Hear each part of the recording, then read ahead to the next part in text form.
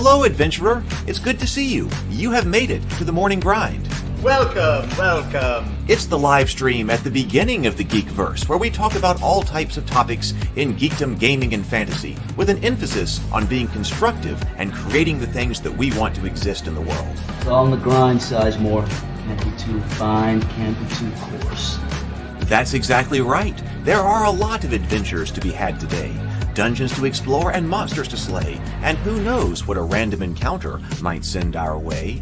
That's why we have to prepare, so settle in now for the morning grind with your favorite beverage in hand. Tea? Or maybe something a little stronger. I've got a few bottles of the old Wynyard left. Whatever you want. Pull up a chair. Dude. If you're feeling fancy, how about a cappuccino? Or a frappuccino? Or how about an espresso? Just tea, thank you. Sounds good to me, Gandalf. Whatever you want. I'm just glad you're here. Everyone is welcome. You can just watch if you want. You don't have to worship anything you don't want to worship. Thank you, Mike. But be forewarned. Sometimes we get really strange characters around here. Wait, what's that you say? Why can't you come and be a part of the stream? My wife would disown me. Oh no, I bet she'll be fine with it. Come on in. Am I scared for my safety? No. What are we supposed to do? Everybody do the secret handshake.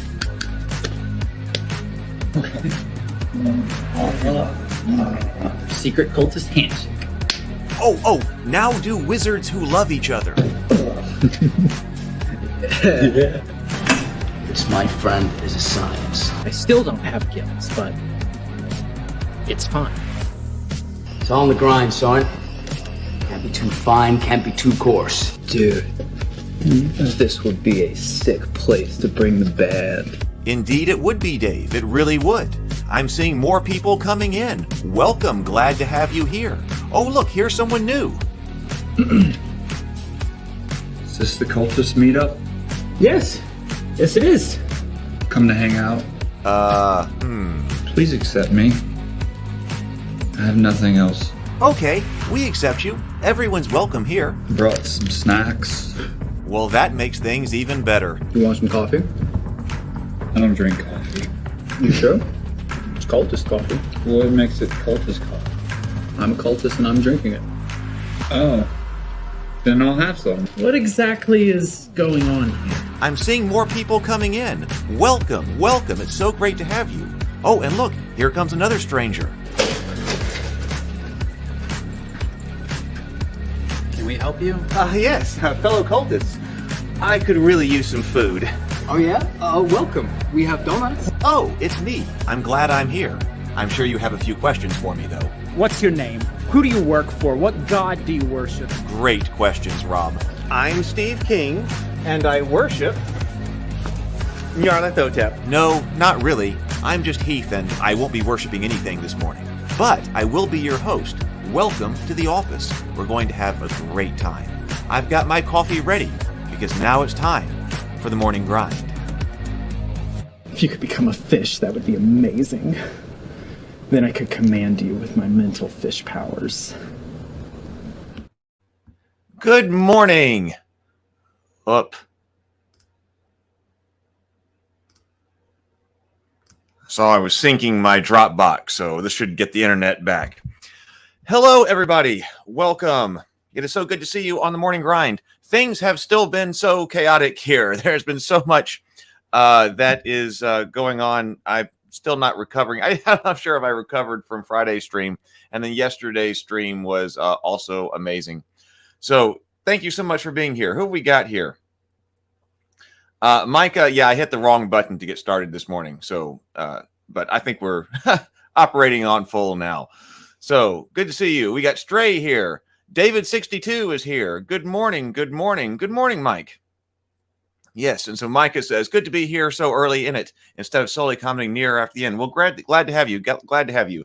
The morning, we only go for about an hour on the morning. that's our typical way to go. Don't typically do the 4 and 6 hour streams and things like that. I've been thinking we're going to be talking about designing an RPG today. On Tuesday is RPG Design Day, and so we've been working on this for a few weeks anyway. Before all this OGL stuff happened, anyway. Hey, BGD. BGD is here too. Good to see you. So we're talking about that. which we had started even before the OGL stuff. I do want to point out, I don't think there's anything new to talk about as far as the OGL anyway, but one thing I did do, because I've become very fascinated by this distinction between the perpetuity and revocability. That's one of the angles that people are talking about the OGL, and I think that's a very interesting one to talk about. It's, revocability, perpetual, and then authorization and deauthorization. Those seem to be key terms in here. And what does it mean if you have a perpetual license? It means you have it in perpetuity, right? So I have put together, and there seems to be some interest in, or some way to document that language was not used. The language of revocability was not used at that time, which sounds like something we should be able to document as far as legal whatever goes. And I've seen that in several different places. Guys, I asked that question on another video. Like, was that a critical flaw that was present in the OGL from the very beginning and no one just happened to notice? That seemed very odd to me that was the case. It could be possible. It could be possible, but that seemed very odd if that were the case. And people have been putting in on comments on live, on YouTube videos and such, about different documentations and places where that distinction only got made well after the publication of the OGL, which is really interesting. And that the GPU, the general public, GPL, general public license for software, right? That the OGL was based on, did not use the word revocable either. And it just used the word perpetual, and yet it is held up as something that cannot be revoked. So I'm saying that because I'm very interested in documenting that. And there is, of course, the defend the OGL, just in case it's useful later. There is the defend the OGL Discord server, but it doesn't have discussion forums on it. And I've been trying to add discussion forums to the Ravenkeep Discord server. And so I put a thread in the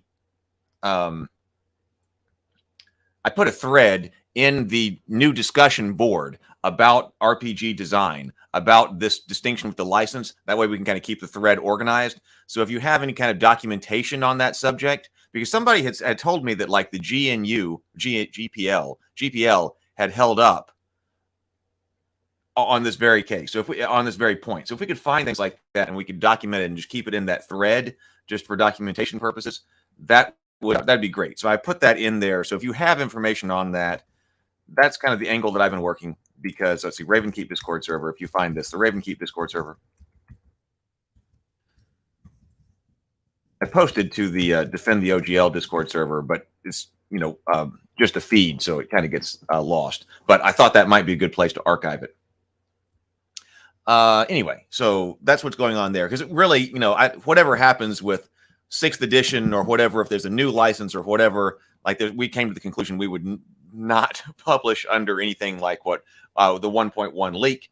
But what I really would like to be sure is that 1.0a holds, because there are a lot of people whose livelihoods are depending on that and whose creative work is out there and would have to be taken down. I mean, that would just be like the amount of work that people like Lou and Mark have put into producing Thrones and Bones and Ataltus and all of that, and everybody else who has made so much amazing work. I really want to, if I can, contribute to making sure that 1.01 holds, and that everybody who is has published under it, all their work gets to remain out there. So that's my current thinking. Michael Almerloni says, I saw as I commented on another video that yes, I had seen that as an issue, but I hadn't been trying to use it until after 4E, not with the original time frame. Yeah, I think I may have seen that. Yeah, I think I saw your comment on that. Yeah, when you're talking about the I think I saw that comment. May have been reading that this morning. I'm still trying to catch up on messages and things like that. There's been so much going on. Hey, Matt. But it's probably a good time to sit here and chill for a bit and just talk about RPGs and action systems. We should breathe. Actually, I should definitely breathe. So if you're here, if you're new to the morning grind, we take a moment to reflect and breathe, right? Just a few moments at the beginning of the day, and have your favorite beverage. I actually am running out of different beverages here, but I've got my beverage here. I've got Diet Coke. So not exactly coffee, but it's what I got this morning. Didn't have time to make coffee. So let's breathe. Deep inhale, complete exhale. Twice, and then we sip.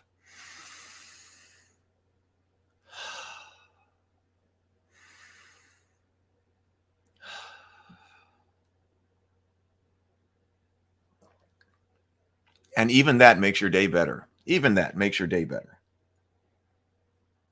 Okay, let's go to the morning messages. Brief morning messages today.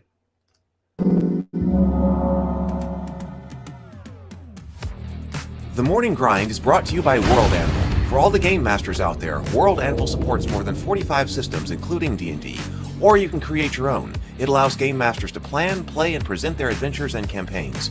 Use the code MORNINGGRIND to get 40% off yearly subscriptions. The Morning Grind is also brought to you by the World of Ataltis. The Ataltis Player's Guide includes 7 new lineages that provide something new and fresh for your player characters. Check it out on ataltis.com and get it for your table. The Morning Grind is also brought to you by the Thrones and Bones Viking-inspired fantasy RPG setting. It includes 37 new creatures and monsters, including the Buttercat, a tiny feline construct made of yarn and spindles that steals milk for its master. Get the book on DriveThruRPG today. And thank you for being here with me live on the Morning Grind. And if you're watching on replay, welcome to you as well. It's great to have you here. If you're enjoying the Morning Grind, please click the like button and subscribe to the channel if you're not already. It will really help the channel grow, and I would be very thankful. We also have the Ravenkeep Discord server you can join if you would like to be a part of the community. All right, that's what you need to know. Let's get to the main topic. All right. Micah says, breathing is good. It separates us from the soulless mooks summoned to work on the original OGL 1.1 that this OGL, which is still terrible, is milder than. A joke for legal reasons. Good morning. Howdy. We don't, it's been incredible. Yesterday's live stream, we set another record with 150 concurrent viewers, and the chat was just incredible. I've never hosted a live stream where there was that much going on in the chat. It was absolutely incredible. Because ordinarily, I like to get to everybody's comments and things like that. But right, if we grow as we grow, and there's all these comments, well, we'll have to not go through everybody's comments. But hey, desist. I want the Buttercat. I know I wanted to. I made those ads for Lou. And I wanted to specifically feature the Buttercat because the Buttercat is just so awesome. So I made one that was specifically about the Buttercat because that's one of the most awesome creatures in that Thrones and Bones setting. Okay. Was there something else I was going to say? Oh, World Anvil. Yeah, people had asked, I need to get to the World Anvil. I haven't gotten into the World Anvil Discord server yet. I'm sure they're talking about the OGL over there as well because we did talk about in the live stream what the potential new license would have effect on VTT streams or VTT services. We talked about that. And of course, World Anvil does support 1.0. So I hope so. That's why I want it to endure. So World Anvil continue to do 1.0A stuff. But they also do other stuff and other systems. So as we move to other systems, if we move to other systems, World Anvil may be a great system for that. It's not a virtual tabletop, but it's got other other functionality to run your campaigns. So anyway, I got to check on that. We'll have to get into the Discord server and see what's going on there. I just haven't had time. Okay, so let's bring up what I got over here. If you are joining us, let me do a extreme basic recap of what we are doing here. So my idea here was that I think about 3 RPGs a lot. And they are a GURPS, Fate, and Hackmaster. I think about those RPGs a lot. And I'm really interested in the world building. I'm trying to build out 2 different worlds here, the Tales of Rabavania, and that is my world of medieval rabbits. So you can see that I've got prototypes of action figures and the rabbit plushes and things like that behind me. I want to do an RPG campaign setting for it. And then also the second world is Theophany, which tells the story of the fall of Lucifer. And I really want to get writing on that, and I have been writing on that, but I realized I need some rules. And I have been interested in making my own RPG, and so I decided that if I'm going to do that, then the time is now. Time is especially now, I guess, with the OGL. But I was like, before I start writing or really get into the world stuff, I should at least have a basic outline and understanding of how an RPG that I would create would be played.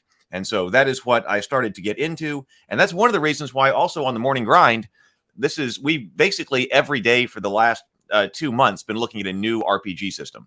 And so I need to update the Morning Grind playlist. But if you go through the Morning Grind and you want like an overview of a whole bunch of different RPGs that are not D&D, well, the Morning Grind playlist is a great place to do that. And one of the reasons I had been doing that is because I wanted to do a lot of research. There were several things lots of games I wanted to research before I started writing my own. And so I decided to start doing that live. And so that's how the Morning Grind kind of started.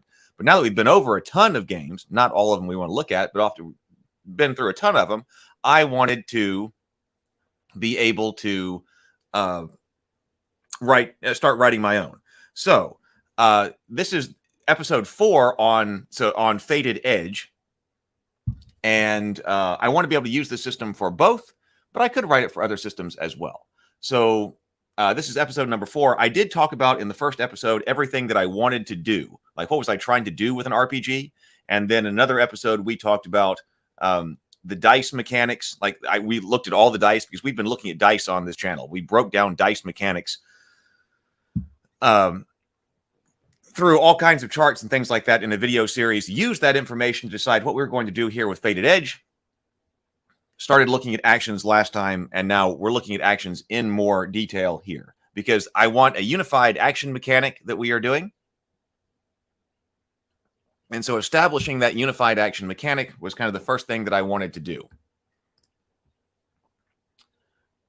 Wizards of the Tower. Welcome, Wizards of the Tower. Can you do a Jeff Goldblum impression? Your voice reminds me of him, by the way. Good morning. Good morning. Good morning.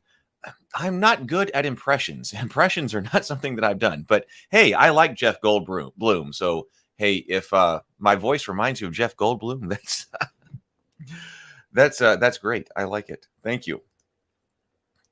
So I want to be able to, my goal is to put together basically a 10,000 word document, which would be the first kind of Fated Edge document that would kind of articulate this system. So I'm going to do a brief, we'll go back over here to action overview, because when we've been going through and taking a look at RPGs, we've kind of got a standard way that we look at them and how we evaluate them. So in light of how we evaluate them, the way we've been evaluating them is basically looking at the back, trying to understand back cover, trying to understand what an RPG is about, looking at the introductory information for basically just a few sentences on what the theme is, what it's trying to accomplish, then taking a look at a character sheet to understand what the character would be about, but then, and what kind of stats we're going to be using. But then rather than going into character creation after that, we've been trying to jump in to basically find out how to play and how do you actually resolve the mechanics. And sometimes we found that that information is very easily and very nicely organized in different RPG systems. And other times we found that it is completely not. So I want to be sure that my information is organized well. And so in that order. So I don't have the front and back yet, but I wanted to say, if you go and find out how do you play this RPG, I want there to be a 1-page summary of how you play the RPG. And then we get into actions explained in greater detail. So this, we went over the 1-page summary last week in much greater detail.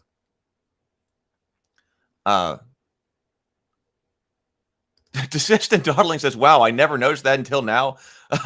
Perrin IT says, holy cow, I didn't notice before, but you're totally right. Uh-oh, this could be a new thing in the Geekverse. So we actually went over this in detail, the action overview, the overview in detail last time.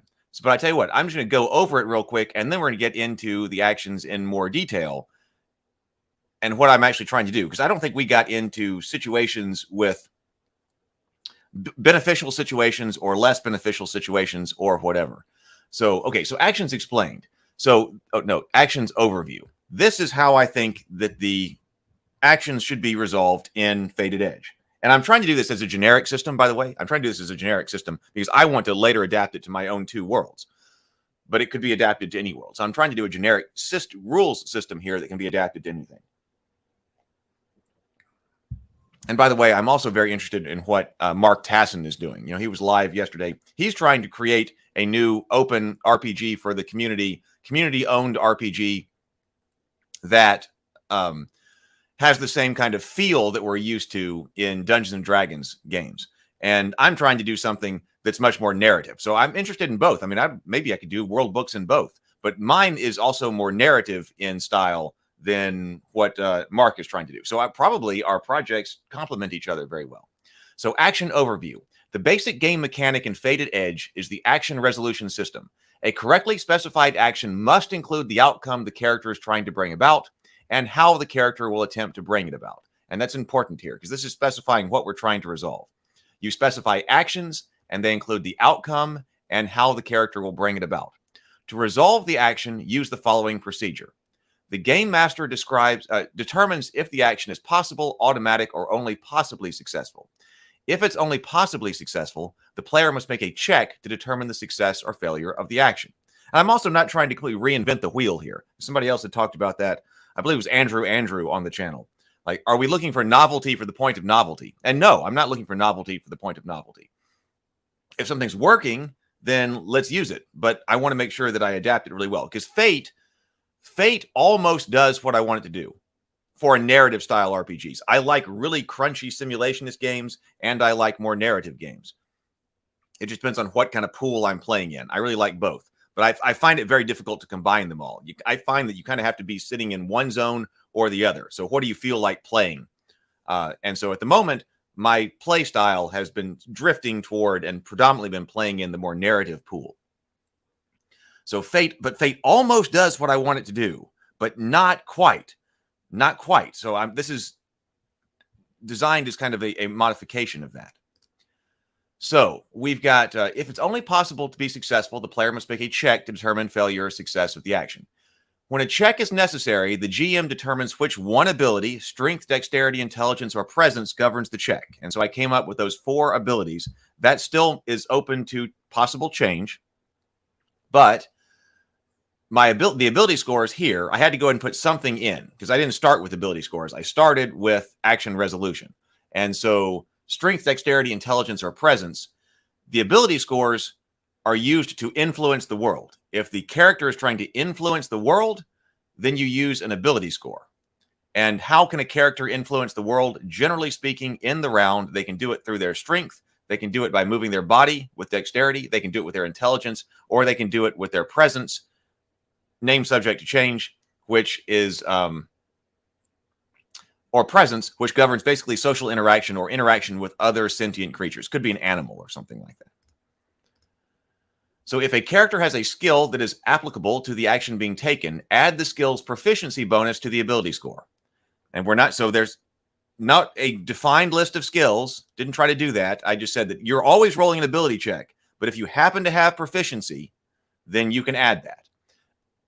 A maximum of 1 skill may be used per check. When a character's ability score plus the skill bonus, when applicable, the character's ability score plus the skill bonus, when applicable, is the character's base competence at completing the action.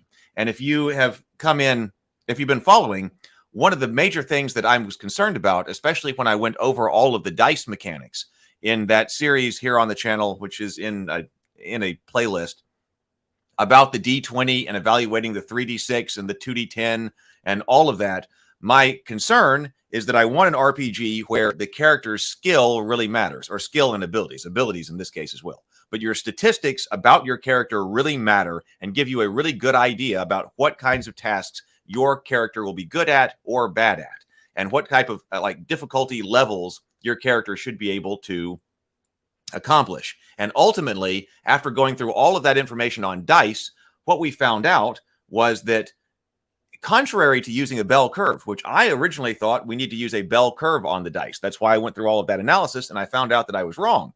It wasn't doing what I wanted to do. So I was glad that I went through the analysis to find something else out. But basically what we have to do is we have to expand the range of the static number in our die roll. Not in our die roll, on our check. We have to expand the roll of the static number, which in this case is our ability scores and our proficiencies, right? And then plus some random number, which needs to have a very small range. Because the problem in something like Dungeons and Dragons that I have is that the random element is very big. The D20 roll gives you this really large random element, 1 to 20, right? And then most of the time, our skill bonus, the static element of that, is very small. It's a +1, +2, +3. Even if you're doing +4, +5, +6, +7, the ratio of your static number to the possible range of the random element is so big. That's what makes the game feel very random. I hate it when characters who are supposed to be good at things aren't able to achieve them because they just rolled poorly. Your character should know a lot more about how good or bad they are. And adjusting that ratio, large static, much smaller random, is actually going to accomplish that for us. 4. The GM determines the action's difficulty. So we're just going to have a target number here. Target difficulties are associated with a number called the target. The player must obtain on the check for the action to be successful. Static obstacles, such as a pit to be jumped or a wall to be climbed, will have a set target depending on how great an obstacle it is intended to present. If the character's action is directly opposed by another character, such as when trying to attack another person or get around them or move through the doorway, the action's target is determined by that character's related resistance. So I'm separating abilities from resistances. And I've seen this, and I can't remember which RPG it was now, because we've looked at about 60 of them here on the channel. But basically, there was one RPG that was also using this, because, it's very difficult to come up with something that's new under the sun, that all of your abilities basically have defense classes or armor classes. Because if your abilities in this RPG are telling you how do you influence the world, then there should be related resistances which tell you how good you are at preventing the world from influencing you. The world is trying to do something to you, and you want to stop that, so the character should have resistances. And I haven't gone through and created a bunch of resistance stuff yet, but that's my philosophy and the idea of what's going to happen here. So I'm going to go back and create the stats. Because when you're creating an RPG, one pretty common way to do it would be, hey, let's start by creating all of these stats that our character could have. Let's build this character sheet and think about all these stats and different things that we can measure for our character and have all of this great stuff. And it might be. But then you get into the game design part of it and how exactly are we playing this game? And maybe all of those stats really don't come into play, or maybe they should be combined or something like that. And so you end up with a bunch of stuff on a character sheet that might not actually be concerned with the rules inside. So I've reversed that design philosophy. I want to know how you actually play the game. That's why I'm developing this unified action resolution mechanic for the game. And then the characters will have the statistics, and only the statistics, necessary to support and run this core action resolution mechanics. That's the philosophy of the game design here. The game master determines if the action is being undertaken in adventuring conditions or not. In non-adventuring conditions, just add 5 to the character's base competence. This number is called the character's normal expected competence for completed the action. And I think this is important because if you're not in adventuring, then you should be able to do well, right? So just add 5 to it, and then you're good. And that's what you use to apply to whatever your target number of your task is. And this is also especially important with something like downtime, because means that downtime can be done away from the table, because there's no rule for the game master to observe or anything like that to adjudicate. It's just, hey, if I'm going to be building if I want to forge a sword, do I have in downtime? Do I have enough raw material? Do I have enough time? Do I have enough skill? And those 3 things will be known quantities, because you will have your normal expected competence when forging weapons. And if you do, then you forge the sword. No need to have to roll for that, and take up game time, take up table time, because I'm trying to do a session-focused game here to adjudicate something like downtime.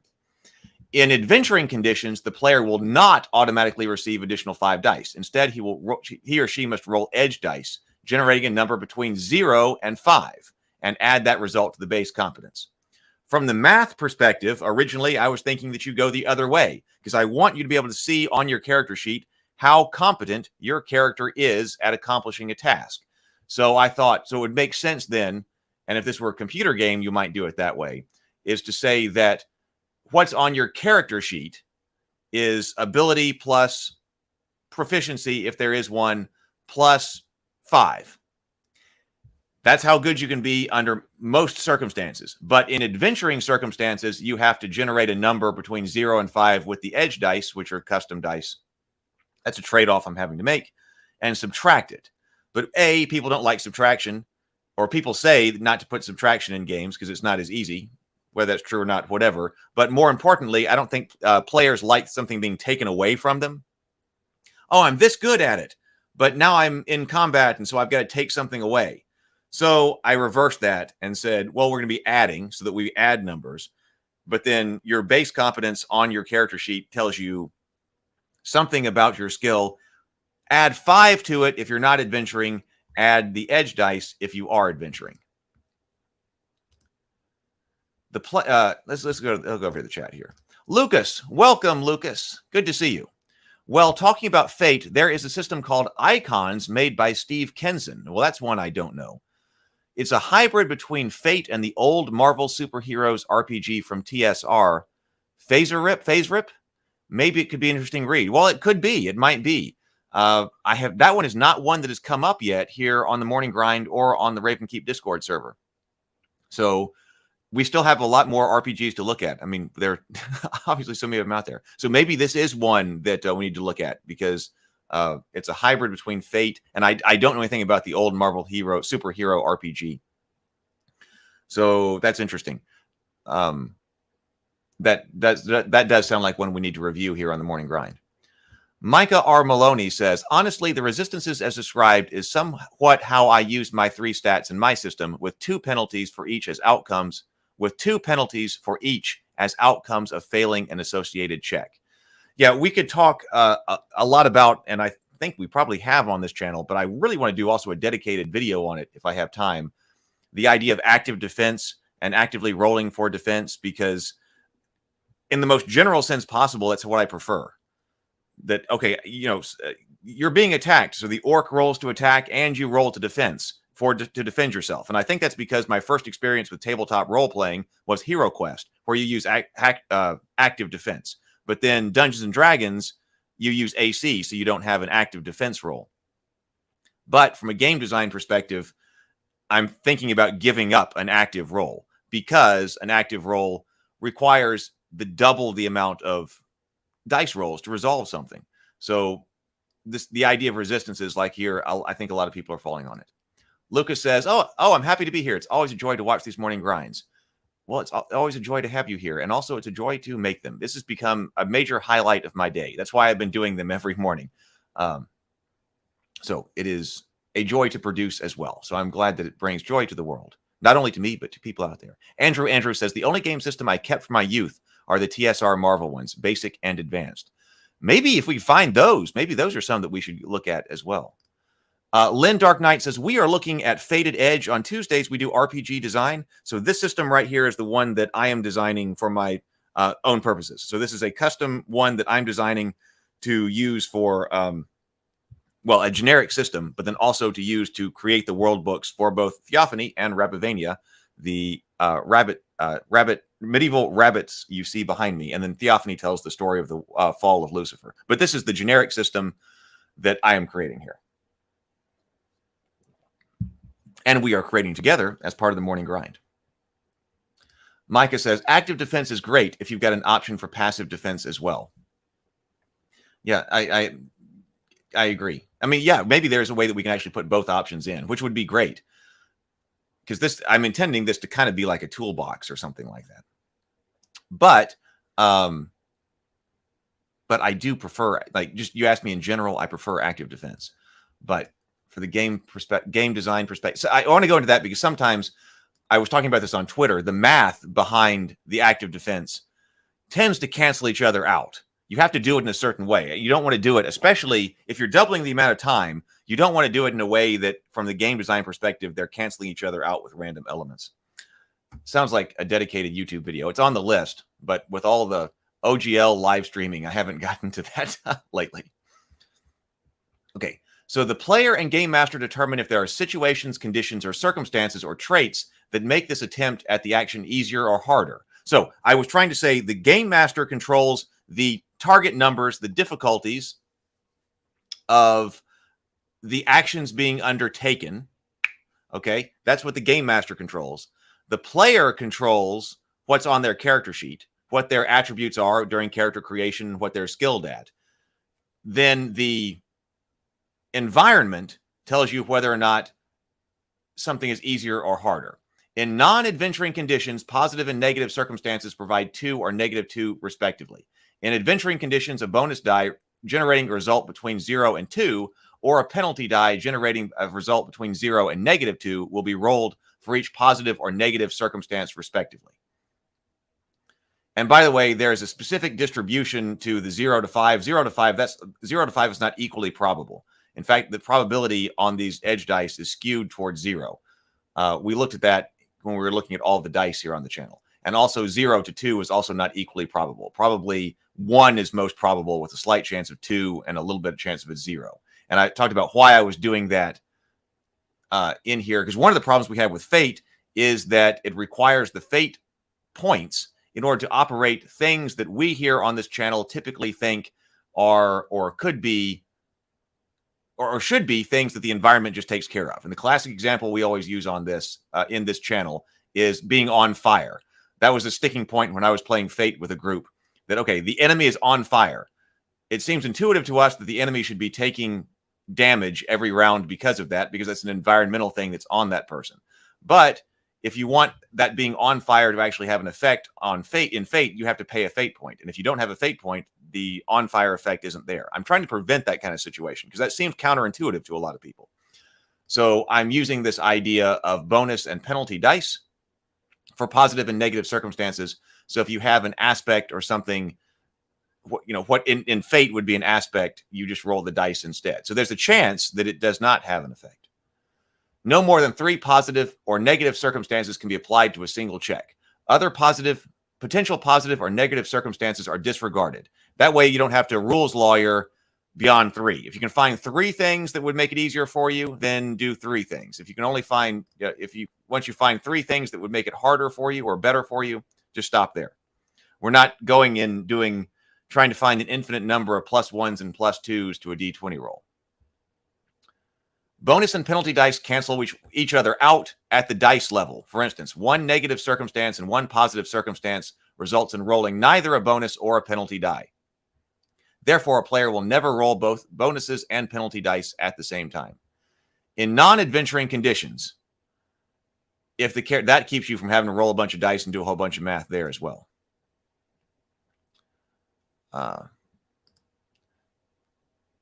In non-adventuring conditions, if the character's normal expected competence plus or minus any situation modifiers is equal to or more than the target's action, the action is successful.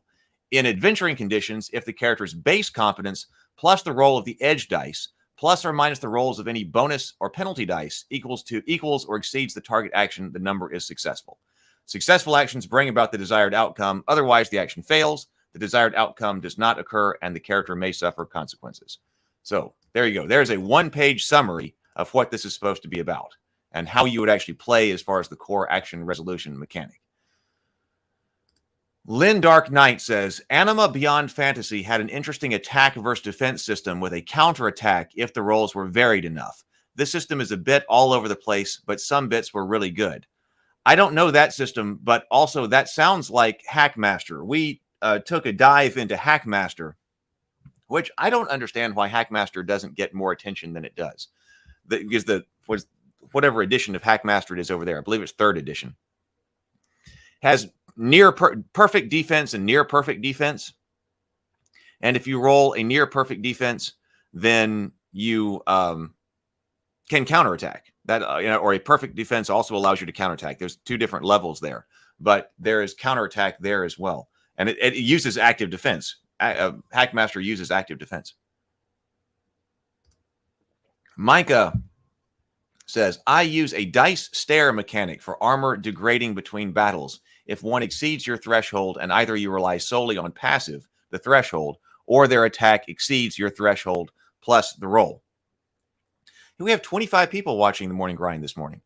Welcome, welcome, welcome. So I believe that is a record for a 9:30 a.m. morning grind. I believe it is. I believe 19 was our highest that we've ever had. So welcome. I'm so glad to have you here. If you will, please do hit the like button and subscribe if you haven't already. I'm very glad to have you here.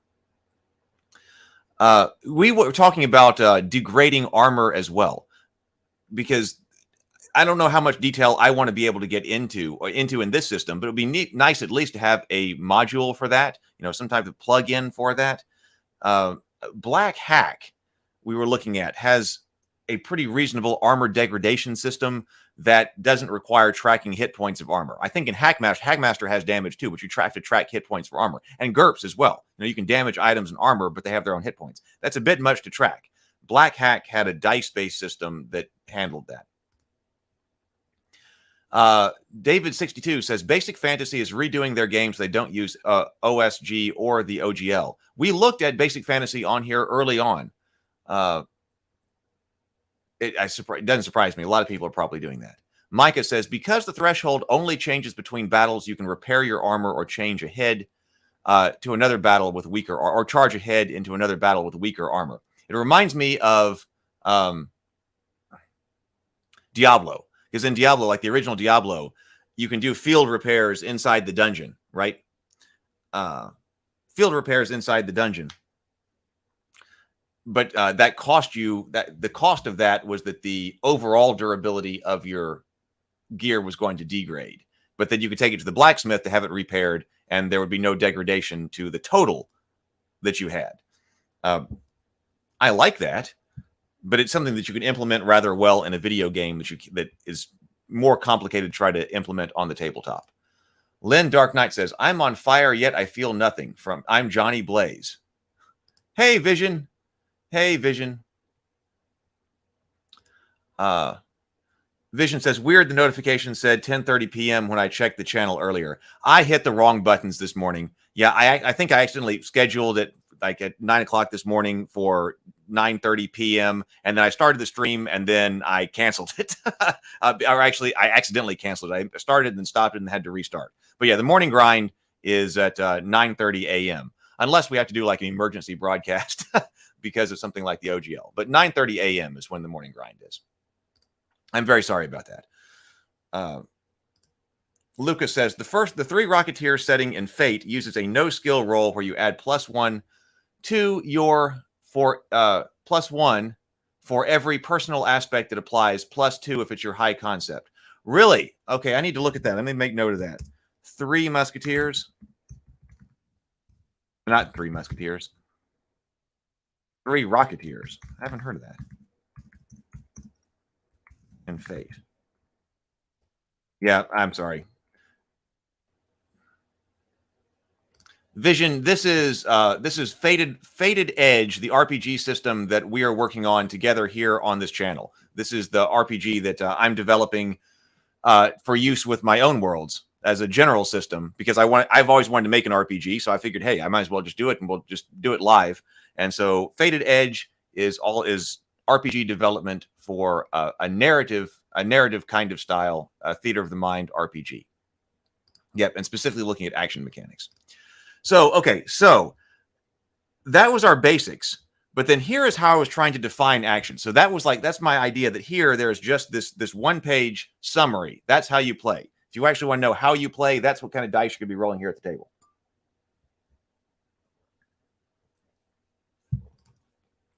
Okay, but then there is more detail. You want to go into additional detail if you need it.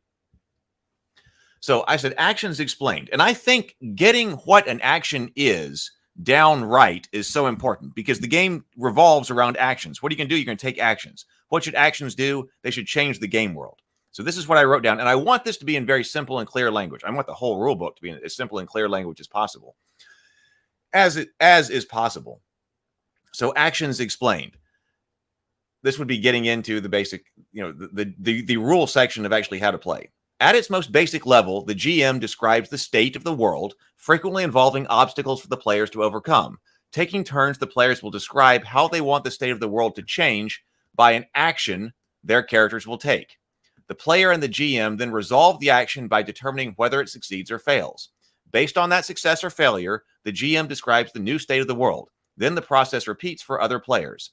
In turn, the GM may also have non-player characters attempt actions as well, many of which will directly influence the PCs if successful. That's kind of the core RPG game loop, right? That is, by taking actions, that's what an RPG game is, sitting at the table, going through this loop, iterating through this loop. So players declare actions for their characters to undertake. So what is an action? An action must include a desired outcome, exactly what about the world will change as the result of the action, and a description of how the character will attempt to bring about that action. That's how you specify an action. There's going to be something that changes, and that's what we've got to adjudicate. We've got to adjudicate a change in the world. And how we're going to adjudicate it will depend on how the character is attempting to bring about the outcome. Specifying the outcome is essential because whether or not that outcome occurs is what the GM and the player must adjudicate. For example, I throw the grenade is not an action because it does not specify the outcome the player wants to bring about in conjunction with how they will attempt to do it. Pulling the grenade's pin and throwing it could potentially cause a lot of things to happen, but the purpose of Fated Edge is not try to simulate them all. What needs to be determined is if the outcome the player specified was brought about or not. I want to kill the monster by throwing the grenade is an action. The desired outcome is the death of the monster. The method used, the how, is throwing the grenade. Whether or not the monster is killed is what must be determined, not all of the other ancillary effects the grenade might have. Now, I throw the grenade is not an action, but if you said, I want the grenade to be 30 feet away by, in that direction, or I want this grenade to be now in that bush over there, and I'm going to do that by throwing it, that would be an action. But I think this is useful because it's telling us what exactly it is that we need to adjudicate. Now, we could adjudicate the outcome, the death of the monster by hit points. I don't think I'm using hit points, but could be hit points, could be other methods of damage. That's what's being adjudicated. Not, hey, let's simulate everything that happens as a result of this grenade. Micah says, this is just removing a die or lowering it based on the max value. We're talking about your armor value here. So if 5d4 equals 20, the next lowest should be 3d6 for 18. So you're talking about degradation of armor value through dice. It's interesting. GURPS, T-Bone's Games Diner has a section on GURPS DR as dice, damage resistance. And I think I need to refresh myself on it because we often use, on the subject of armor as dice, we often think of armor as DR. I prefer thinking of armor as damage resistance. In Dungeons and Dragons, AC is just going to increase your armor, is just increasing your AC. I prefer, generally speaking, armor to be damage resistance. And we often think of damage resistance as static values, but especially if you're talking about guns, like if you've got guns rated in terms of how much dice damage they do, which is something that GURPS has. But then you have your armor rated in terms of DR. That should be something that's just known. Can this handgun or rifle or whatever it is penetrate this kind of armor? Well, a handgun loaded with a very specific type of round is going to produce the same amount of energy every time. I mean, especially for the purposes of game mechanics. It's going to produce the same amount of energy to put on its target. And that this type of armor is going to resist at the certain level at the same time. And you're not going to get tremendous variation in whether or not that bullet can penetrate that armor. Now, one of the reasons we roll for damage is because, like, if you're hitting a human body, what part of the human body did you hit? How did you happen to hit an organ or just miss an organ or something like that? So random damage makes sense. But random damage makes less sense if you've got, like, a gun loaded with, commercially available bullets, ammunition that's shooting this standardized suit of armor. You should know what its ballistic effect is going to be. So there's variations where armor reduces dice of damage. And then you can actually tell whether or not a gun can defeat a suit of armor while still having dice so that when the bullet hits some kind of target, like living target, what exactly is the result there? I think it makes a lot of sense. I need to refresh myself on that, but it could be something added here. It also makes sense with something like crossbows. Crossbows should generate a certain amount of energy to apply against a target. Please do hit the like button. Yes. Babylonia Rising. Good morning. Good morning. Good to see you. Good to see you. Micah says, action definition is vital for pretty much every tabletop RPG, in my opinion. Ones that don't have a lot of experience expected for GMs. Ones that don't have a lot. Right. Yeah. Because I also think this is kind of an advancement in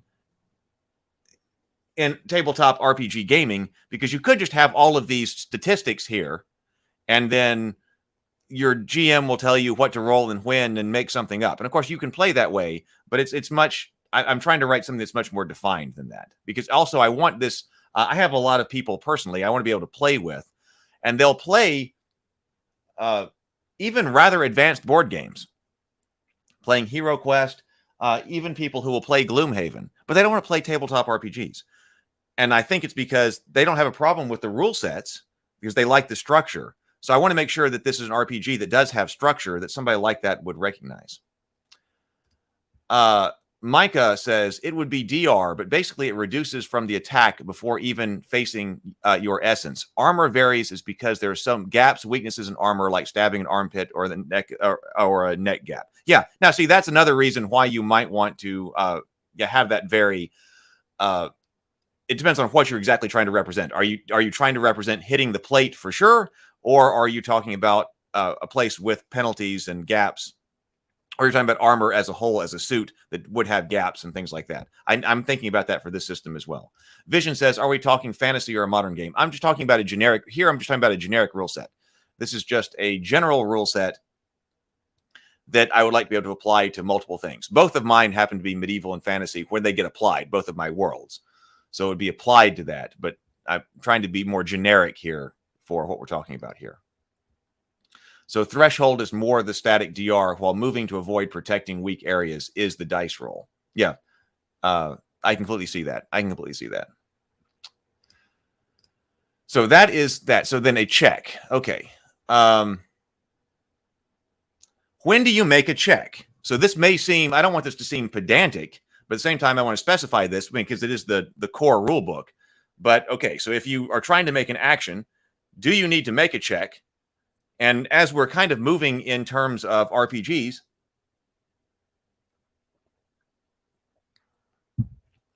a lot of different RPGs are about how, when should you roll and when should you not roll. So I want to make sure that we specify when we should not be rolling, or should be rolling and should not be rolling. And I kind of want the default situation to be not rolling, right? An adventuring condition is kind of an exception. And that's when you should be rolling. Now, here's the thing. It's an exception within the world, right? Or most worlds, because in all the NPCs, everything like that, even most stuff that the PCs would be doing are not in adventuring conditions. Now, when you're at the table, most of your rolls would be in adventuring conditions. So it's an exception for the world to be in adventuring conditions. It's kind of the normal state for the gameplay state when you're actually sitting at the table to be in adventuring conditions. But it seems like, a lot of games will be based on you're always supposed to be rolling dice. And then, oh yeah, here are some situations where you would just don't roll the dice. Just have the GM adjudicate it or use a static value or something like that. But it seems like then people still want to roll the dice because that seems like the default. So I was like, let's make the default not rolling them and then give you the certain situations where you do start rolling dice. So checks and when to make them. When a player declares a character is performing an action, the GM determines whether the action is automatically a success, automatically a failure, or if it will be only possible that the action might succeed. Successful actions bring about the character's specified outcome. A failed action may have consequences for the character or others. If the GM determines it's impossible to complete the action, it fails. For instance, a character may want to jump a castle wall, but the wall is too tall to have any chance of jumping over it. Many times, the reason players declare impossible actions is because of mistaken understanding of the game world, the particulars of a given situation, or the rules of the game. In these cases, the player should not suffer any ill consequences from the misunderstanding, especially if the failure of the action would cause harm to the player's character. Simply clear up any misunderstandings and allow the player to declare another action if desired. I think I might have gotten this from some of the Angry GMs post, or this idea, because I want to say what I was getting at here, I think this idea comes from a post he wrote where the players should not have to ask questions of the GM. Ideally, the GM should describe the situation, and then the characters, the players, should be able to describe how they're responding and start declaring their actions. If the players have to ask questions, then, well, one, you're slowing the game down. And it means maybe everything wasn't as clear as it should be about the game state. What's the game state in order to declare your actions?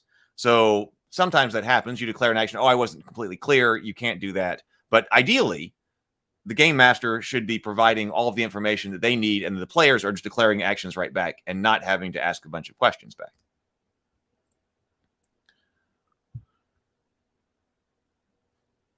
Alternatively, the game master may determine the action is so easy that it's automatically successful. In those cases, the outcome is automatically brought about. And I do want the difficulties to reflect that, because remember, we're going to have large static bonuses on our character sheets. And then we're going to have the difficulties for things like easy and trivial stuff.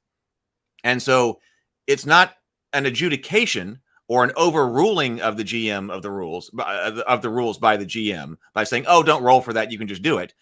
You can just see, according to the rules, oh, that's an easy task, that's a trivial task. As you can clearly see by your character sheet, you can always succeed at easy tasks, especially in non-adventuring conditions.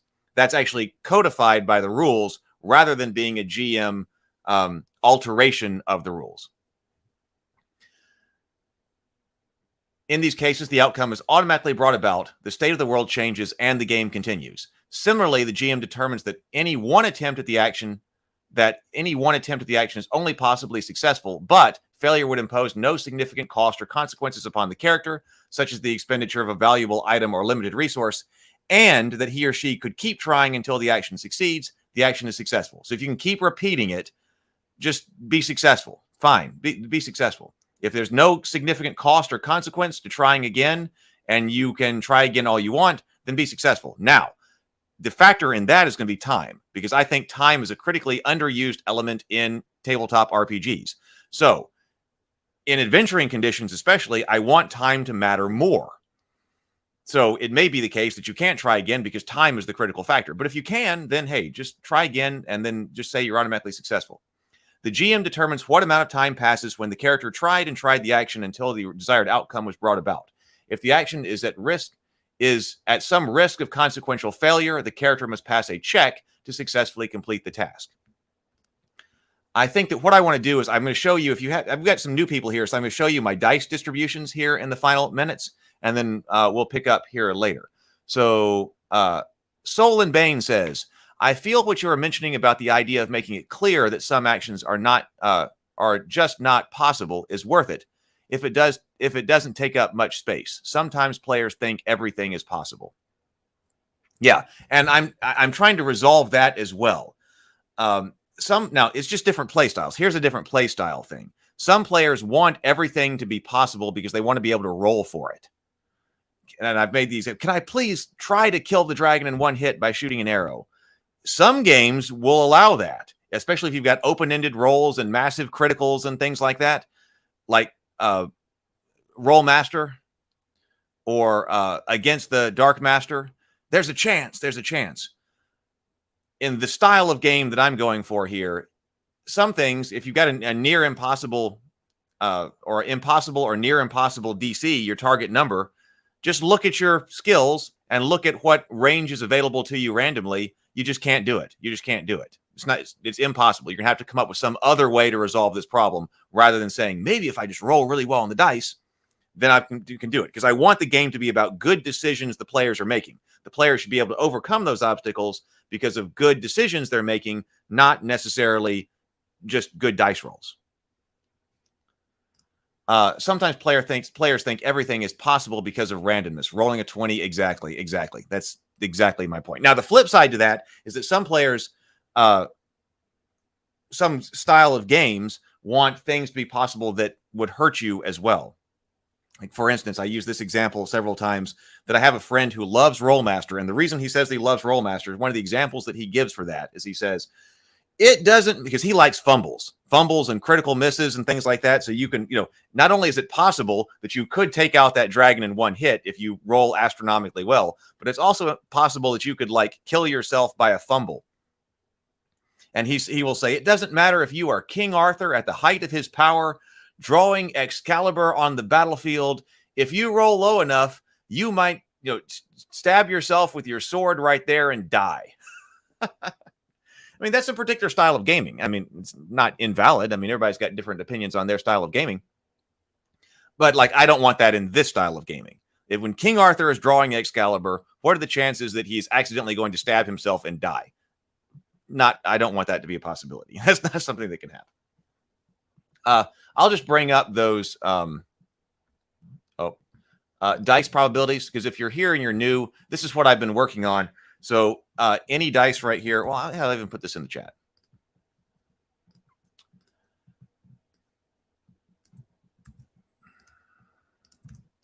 This is the way the edge dice would work. I'll bring it up here on the screen too, but if you need it, it's in the chat. And let me go to remove that. I was trying to come up with the right distribution for the dice because originally I thought that what I wanted was a bell curve with the dice, but I realized I don't. After going through all the analysis that's here on the channel. So if you've got a large static bonus because of your ability score and possibly your skill in your proficiency in a skill, that's going to tell you largely how good you are. And then you get that +5 bonus in non-adventuring conditions. If you're in adventuring conditions, you have to roll for it. But what I want is for it to, I don't want it to be equally likely that you're going to get 0, 1, 2, 3, 4, 5. 0, by the way, has to be there because if you're looking at your skill for the elegance of the system, if you're looking at your ability plus your skill, and let's say it's 15, and you're in adventuring conditions and the minimum you can roll is a 1, then you actually mean that 16 is the minimum TN that you could hit, your minimum target you can hit. So 0 has to be there because if your skill, your ability plus your skill is 15, the minimum that you could get in adventuring conditions needs to be 15, not 16. So 0 has to be on the die. So if your ability plus skill is 15, in adventuring conditions, you could get anywhere between 15 and 20, but not in equal probability. It's more likely that you're going to roll 15, 16, 17 than it is you're going to be able to reach up and touch 17, 18, and 18, 19, and 20, right? So if you have dice with 0 to 5 on them, so this could be a D6, but turn the 6 into a 0, or it could be D12s with 0 to 5 twice. Some people don't like custom dice, and I understand that argument. But it seems like everything is a trade-off. Everything is a trade-off. And I happen to have stumbled across this that I haven't seen elsewhere. Doesn't mean it's not out there because I haven't read everything, and everything is, I mean, there's so much stuff out there, but I haven't seen somebody use this mechanic yet.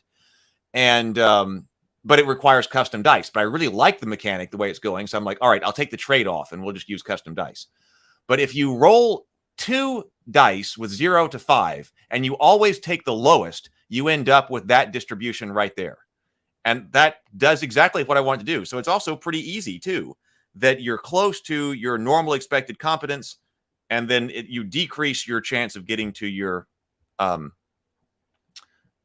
your highest expected competence. So that distribution is the way the edge dice should work. Micah says, precisely while I have the modifier go up, but the stat or attribute itself does not. You can use luck dice, but even then limited by the amount set in session 0 per attempt. All right. Vision says, I played in a harsh game like that before in D&D. It made me really consider the actions my character took. Yeah, when you can have extreme risk. I mean, there are advantages and stuff like that. So there again, Micah is saying he's got dice for the stat and the attributes. Soul and Bone says, have you taken a look at the alternative system? I have not. I don't know that one. I think something like this could work for your system. Alternity was super reliable for a skill-dependent game. Let me make note of that one too. Look at alternity system.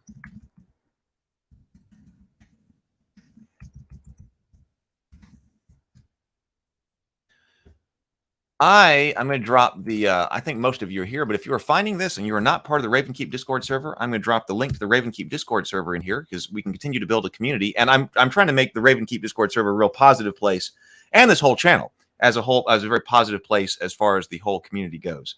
So I do the Morning Grind live stream every day at 9:30 a.m. I've been doing it 7 days a week, and I'm planning on keeping going with that. It's pretty fun. But I also live stream in the evenings. On Tuesdays, I do retro gaming. At least I have for the last couple of weeks. Does anybody know Vagxanadu?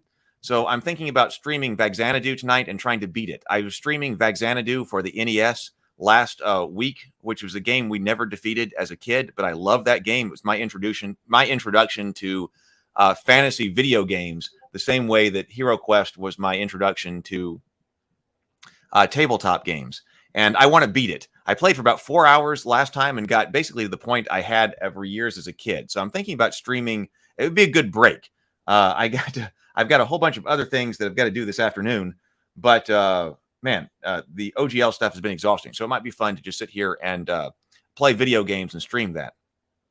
Yeah, Discord sounds like there are new members to me. So welcome. I was hearing that beep too. I set up a secondary screen here so that I can actually bring up Discord on the stream so that, if you need to send links or something like that, that I can get out. I've got a channel for every one of the different YouTube shows that we do. So like I can be sitting here on the Morning Grind channel.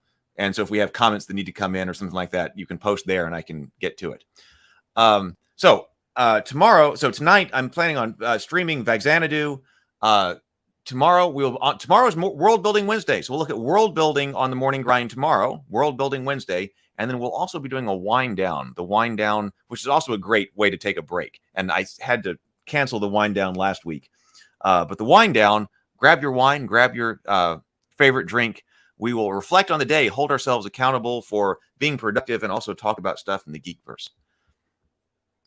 Pan says, mechanics for degrees of success. Great endeavor. Learned a lot. Never played many narrative dice except for Fantasy Flight. Mechanics for degrees of success. Now, let me comment on that just before we, briefly here. I haven't decided how I want to handle that, because success and failure is pretty easy to adjudicate. And in principle, the idea of partial success or partial failure are nice, right? Seems to make sense, right? But the problem that I found in the actual implementation of like partial success is that all of a sudden we get to a situation where we have where the GM has to adjudicate what exactly does partial success look like. So in the event there's going to be partial successes and stuff, then it needs to be easy to adjudicate and not making stuff that people are going to have to come up with on the fly. That's the way I feel about it. All right. Yes, have a good one. Please do hit the like button. Thank you so much for being here. I look forward to seeing you if you're here live, and also if you find it on the replay, thank you so much for watching. I look forward to seeing you elsewhere online in the Ravenkeep Discord chat, and I really hope to see you for a chill time with a drink, maybe a beer, glass of wine, while we play Vagxanadu, some video gaming streaming tonight. Thank you so much, everybody. See you later.